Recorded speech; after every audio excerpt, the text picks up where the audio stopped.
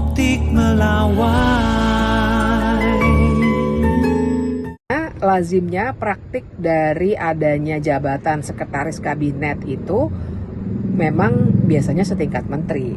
Ada di beberapa periode yang lalu dirangkap dengan sekretaris negara, ada juga yang jabatannya menteri negara, walaupun kemudian nomenklatur menteri negara sudah tidak ada, tapi biasanya memang setingkat menteri.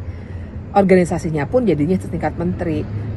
Tugas dan fungsinya juga berbeda dengan sekretaris negara. Tapi memang ketika Prabowo menjadi presiden, kan dilakukan modifikasi terhadap pemerintahan kita.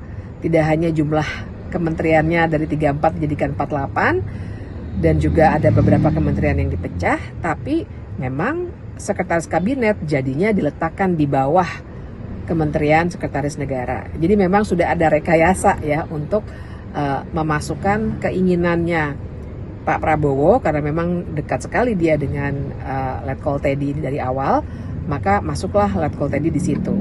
Nah, tapi yang paling penting adalah dari aspek hukum, kita harus paham bahwa sebuah pernyataan dalam undang-undang kalau sudah jelas tidak boleh dianalogikan begitu saja. Jadi kan yang dinyatakan adalah Setkap itu sama dengan Setmil.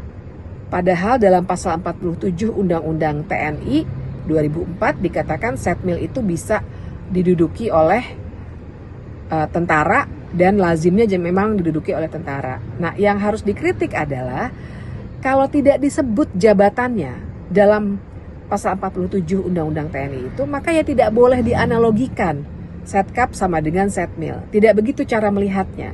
Kalau memang tidak disebut, maka dia tidak termasuk yang dikecualikan. Maka kalau ada tentara aktif yang duduk dalam jabatan sekretariat kabinet atau sekretaris kabinet, maka dia harus mundur. Nggak bisa dianalogikan Setmil sama dengan Setkap. Bukan begitu cara membaca pasal dalam undang-undang.